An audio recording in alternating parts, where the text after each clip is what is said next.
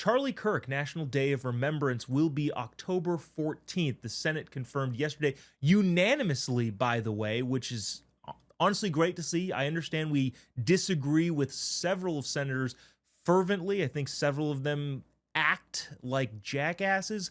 However, they did all vote unanimously. Unfortunately, that was not the case in the House. The House today voted on the same resolution commemorating Charlie Kirk, which eulogized him, portraying him as a free speech champion who worked tirelessly and tirelessly to promote unity and engaged in civil and respectful discourse, which is just objectively true. There's not really any argument against that. He sat on a campus for several hours at a time and just talked to people. I don't quite understand how that would be bad, but 58 libs voted against it, which is highly concerning. One of those libs was AOC, which, of course it was. I want to play you a little bit of her reasoning as to why it's probably exactly what you think it would be. But this is the Congresswoman from New York, who I believe to be a dope, saying why she did not support the resolution for Charlie Kirk, which again is based around free speech and engaging in civil discourse. Play that clip.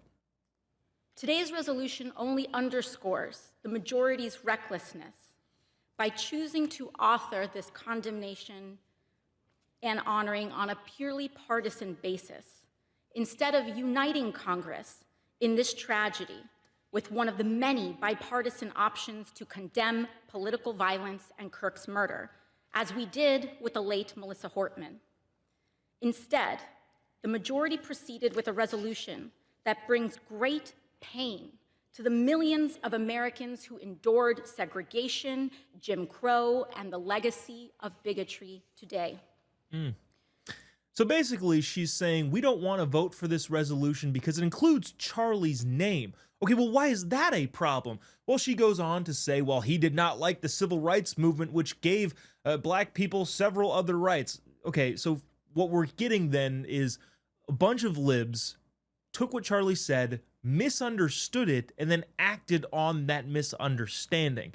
Again, if you watch Charlie in context, it's very difficult to argue with any of his points. And even if you disagree with the points, it's very difficult to say, okay, well, he wasn't coming at this in an intellectually honest way, because of course he was in everything that he did. And yet 58 libs decided, yeah, we're not going to vote for this. Interestingly enough, I think The Hill pointed out that the overwhelming majority of those 58 libs were a part of either the Congressional Black members of Congress, the Congressional Black Caucus, the Congressional Hispanic Caucus, and unfortunately, the Congressional Asian American Congress, Pacific. What? I don't know. I don't know why we're all grouped together. It doesn't make sense. I don't actually care about any of these caucuses. I'm just saying it's kind of interesting. And that all leads up to, I don't even know if I should make the joke because it's not a joking matter, but maybe they were just upset that October 14th is also St. George Floyd's birthday, and you do not dare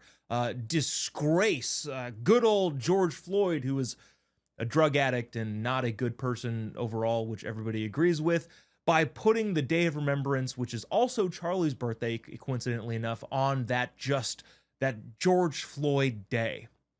And I don't even know if I necessarily should make that joke, but it is actually an interesting comparison. And I don't want to undermine the ridiculousness of 58 elected officials saying, no, we don't like the whole free speech thing. We don't like the civil discourse thing.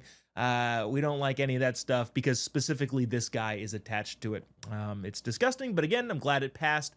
Just as a note, too, several big-time libs did vote for it. We want to keep that in mind because I think they understand the gravity of this situation. Yeah, you may not have agreed with the guy, but this says something overall about the health of the country, which is very, very troubling, and even reflecting in polls nowadays. A recent poll from the Associated Press has showed something rather shocking, and of course, in my opinion of reading this article, they misdiagnosed the purpose for it.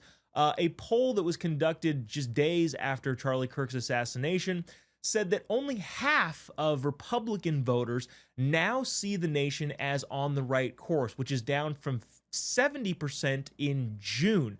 In other words, there's a 20% drop in Republicans that think we are on the right track. Now, the article goes on to talk about all of the different mitigating factors. Well, it's employment, and all the tariffs are causing more inflation, and the interest rates aren't going down, and all of these things. But the reality is, we all know why people might think the direction of the country is off course. It's not because of President Trump. It's not because of any of the policies. It's not because of immigration or seeing any of the videos of criminals getting thrown into cars and getting out of our country. No, it's the assassination of a guy that we all loved. To pretend it is anything other than that is ridiculous. I understand the drop in that polling. That makes sense to me. And honestly, if you had asked me the next day after Charlie was assassinated what I think if the country is going in the right direction, I would have said no. Because nobody wants to see this sort of political violence, especially for someone who we all considered a friend. To go around and pretend that there was any other factor, any other variable outside of Charlie's senseless murder is ridiculous.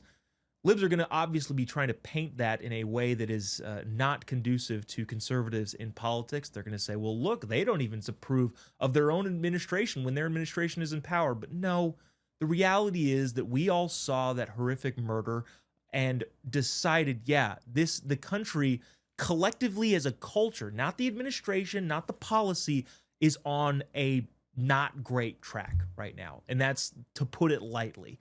Everybody should be aware that whatever drop that there exists, especially among Republicans and conservatives, is all due to the senseless, cold-blooded murder of our friend Charlie Kirk. To say that it is anything other than that is ridiculous, it's irresponsible, and senseless, to say the least. The good news, though, is that resolution did pass October 14th. Charlie's birthday will be a National Day of Remembrance, and Charlie's name and legacy will live on in perpetuity, forever, in the minds of the American conscious. Again, October 14th, Charlie's birthday, a National Day of Remembrance.